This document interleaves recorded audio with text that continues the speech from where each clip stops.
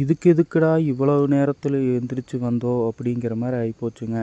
சோளத்தட்டு எடுக்கலான்னு சொல்லி வந்திருந்தோம். காலையில் நேரமே வர சொல்லியிருந்தாங்க. ஒரு 5 மணிங்கும் போது காட்டில் இருக்கிற மாதிரி வாங்க அப்படின்னு சொல்லியிருந்தாங்க. ஆனால் அவங்க சூரிய வெளிச்சம் வந்ததுக்கப்புறம் தான் வர்றாங்க 6:30க்கு. இதுக்கு 4:30க்கே எந்திரிச்சு நாங்கள் கிளம்பி வந்துட்டோம்.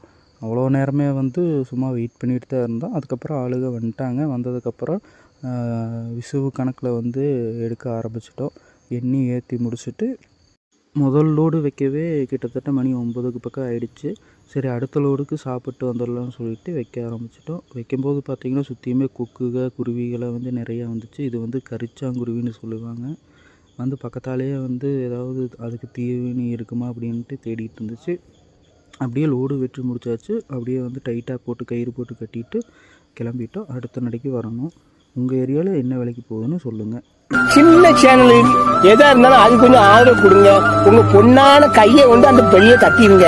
அவங்களுக்கு சப்ஸ்கிரைபர் 5-10 ஏறுனா அவங்க மனசு சந்தோஷப்படும்.